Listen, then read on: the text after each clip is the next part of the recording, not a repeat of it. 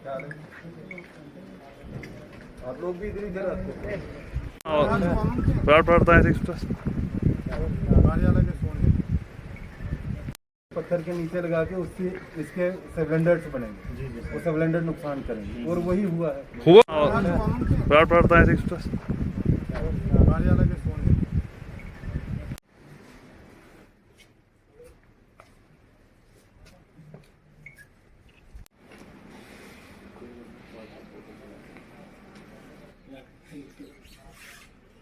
जो कल का ब्लास्ट हुआ है इसकी हम कड़ी निंदा करते हैं। ये दहशतगर्दों में एक बौखलाहट है। दहशतगर्द मेरा मानना है कोई और नहीं, कोई सरहद के पार नहीं बैठा। उसके कल पुर्जे जो हैं यही नेशनल कॉन्फ्रेंस और पीडीपी में बैठे हुए हैं, जिनकी वजह से उनको लगता है कि आज उनकी सत्ता जो है वो छूट चुकी है, वो सत्ता से दूर हैं।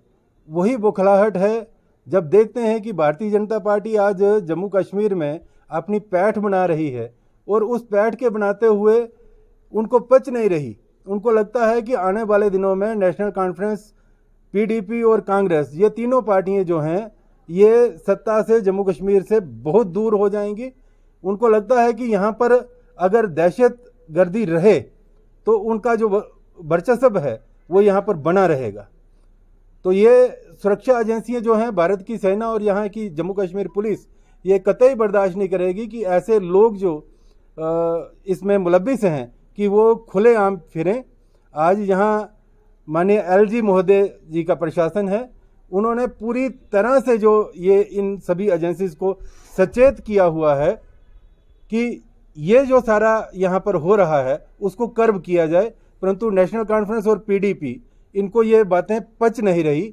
और मेरा मानना है कि पाकिस्तानी दहशतगर्दी के अगर कोई कल पुर्जे हैं, कोई यहाँ पर कोई मैकेनिज्म है, वो यही पार्टियां हैं, इन्हीं के जो गुर्गे हैं वो यहाँ पर दहशत फैलाने में लगे हुए हैं, ताकि भारतीय जनता पार्टी में एक जो इनका कारकुन है उनमें एक दहशत फैलाई जाए। जहाँ तक बनिहाल की बात है, बनिहाल में हमारे यहाँ मंडल के 2 कार्यालय बने हुए हैं। एक तो यहाँ हम बैठे हैं, दूसरा डुली गांव में है। मेरा पुलिस प्रशासन और जिला प्रशासन से ये भी कहना है कि इन दोनों कार्यालयों को सुरक्षा प्रदान की जाए, ताकि यहाँ पर जो ये ब्लास्ट हुआ है ये बिल्कुल हमारे इसी बनिहाल का जो सिटी वाला कार्यालय है इसके नज़दीक हो सकता है कि वो लोग यहाँ पर वो आईडी लेकर आ रहे हों, उसकी जो टाइमिंग है वो हो गई तो वहीं छोड़कर वो चले गए, नहीं तो एक कंपनी में एक ब्लास्ट करने की क्या आवश्यकता थी। इसमें जो आपके कार्यालय हैं या आपके लीडरान हैं, सिक्योरिटी नहीं है, तो इस पे क्या कहेंगे आप? देखिए, ये जो यहाँ की सुरक्षा एजेंसियाँ हैं, मैंने इनको बार बार कहा है कि जो हमारे यहाँ पर सरकर्दा लीडर हैं इनके काम में बाधा आ रही है, क्योंकि इन्होंने टूर करना होता है, फरफलंग एरियाज़ में जाना है। लेकिन जिला प्रशासन को ये लगता है कि जो मिलिटेंसी है वो ख़त्म हो गई है। मैंने बार बार कहा है कि ये एक बहुत बड़ी नादानी है कि जिस प्रकार आग जलती है तो दिखता है कि आग जल रही है, जब आग बुझ जाती है अंगारे भी दिखते हैं। कई बार अंगारों पर राख आ जाती है तो कई अनजान आदमी, उनको ये लगता है आग बुझ गई तो वो हाथ डाल देता है तो पता चलता है अंगारे बीच हैं और वो जल जाता है। तो यही इसी प्रकार का जो सिस्टम है यहाँ जिला रामबन और खासकर ये जो बनिहाल के सराउंडिंग इलाके हैं, यहाँ पर मिलिटेंसी प्रॉपरली कर्ब नहीं हुई है, ये मेरा मानना है। क्योंकि पुलिस प्रशासन को लगता होगा कि यहाँ पर मिलिटेंसी कर्ब हो गई है, समाप्त हो गई है। मेरा मानना है कि ये अंगारों की भांति, जैसे अंगारों पर राख आ जाती है तो लगता है कि आग बुझ गई, परंतु वो अंदर से अंदर सुलग रही होती है। वैसे ही यहाँ भी दहशतगर्दी आज भी अंदर अंदर से सुलग रही है। ऐसी एजेंसीज जो मैंने कहा कि जिनको लगता है कि सत्ता से हम दूर हो गए, वो उनको कहीं ना कहीं थोड़ी थोड़ी हवा देते रहते हैं, जिसकी वजह से आने वाले दिनों में हमें मुश्किल दिख रहा है कि हमारे कार्यकर्ता जो, हालांकि ये बब्बर शेर हैं, ये बहुत बड़ा दिल रखते हैं और हर एक जगह जो अपनी टूरिंग कर रहे हैं, परंतु फिर भी जिला प्रशासन को ऐसी ये जो क्रीम है यहाँ की, इनको सुरक्षित स्थान भी देना चाहिए रहने के लिए और उसके साथ साथ सुरक्षा भी प्रदान करनी चाहिए। आपने अभी नेशनल कॉन्फ्रेंस कांग्रेस और पीडीपी की बात कही, क्या कहेंगे आप वो ये जो हालात जम्मू कश्मीर में खराब हैं या बानीहाल में खराब हो रहे हैं, तो इसके पीछे क्या इन्हीं का हाथ है?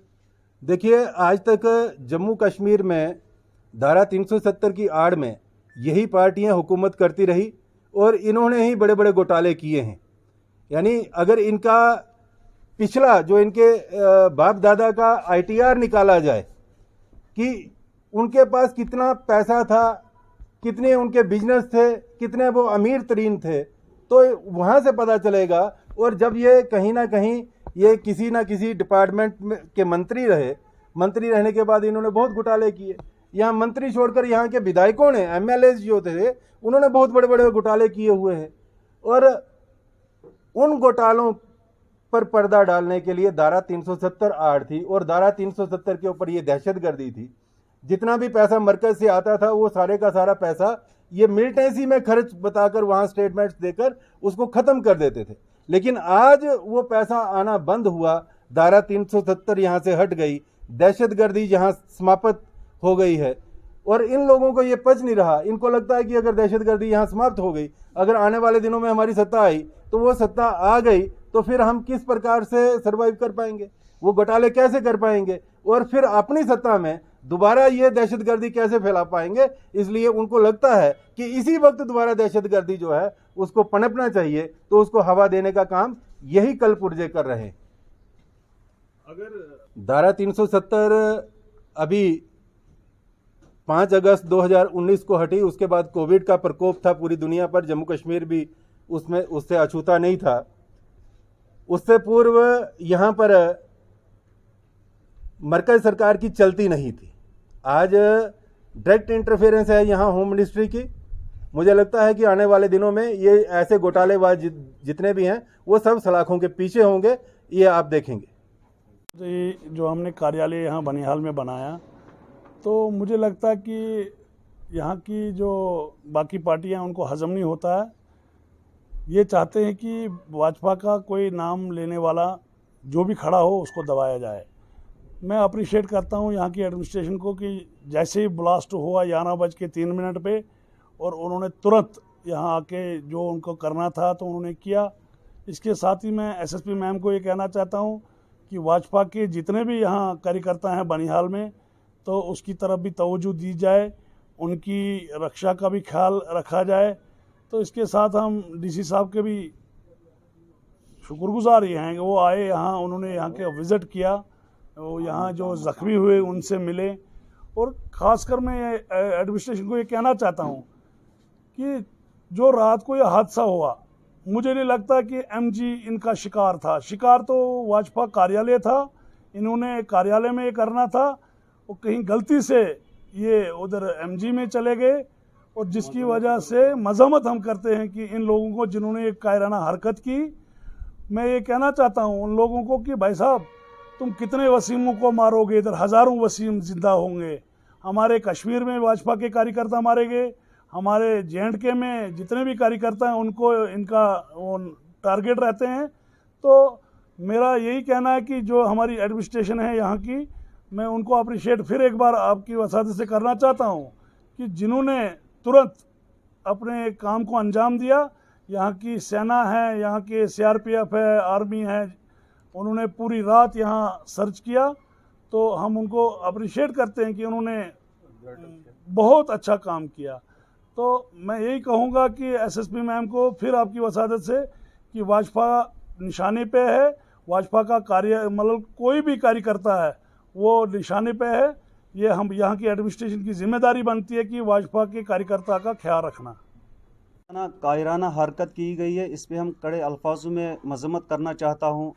परसों जो 5 अगस्त को यहाँ पे हमने सेलिब्रेट कर रहे थे, काफ़ी संख्या में यहाँ पे लोग आए हुए थे, तो उसी की बदौलत जो यहाँ भारतीय जनता पार्टी दिन ब दिन उभरती आ रही है हमारी बनिहाल कॉन्स्टिट्यूंसी से, तो इसीलिए ये लोग जिन लोगों ने भी, जिस एजेंसी ने भी ये काम किया होगा, ये ब्लास्ट किया हुआ, तो हम उन लोगों को चेतावनी देना चाहता हूँ यहाँ से कि भारतीय जनता पार्टी के जो कार्यकर्ता यहाँ पे डरने वाले नहीं है, तो वो उनको अगर आइंदा जो हमारी एडमिनिस्ट्रेशन यहाँ पे है, चुन चुन के ऐसे लोगों को मारने की ज़रूरत है क्योंकि जो भारतीय जनता पार्टी यहाँ पे उभर के आ रही है, भारतीय जनता पार्टी को दबाना चाहते हैं। भारतीय जनता पार्टी यहाँ दब नहीं सकती है। भारतीय जनता पार्टी के जितने भी कार्यकर्ता है, हम शाना बशाना पार्टी के साथ है और पार्टी के सपोर्ट में है। और जो यहाँ पे ये 2 लोग जख्मी हुए हैं, तो एडमिनिस्ट्रेशन और अपनी जो यहाँ पे एलजी सरकार है, उनसे हम मुद्दाना अपील करते हैं, इनकी तरफ भी तवज्जो दी जाए और उनको मुआवजा दिया जाए। और जो यहाँ पे कंपनियाँ हैं, जो यहाँ के भारतीय जनता पार्टी के कार्यकर्ता हैं जितने भी है, कम से कम यहाँ पे सिक्योरिटी की भी ज़रूरत है।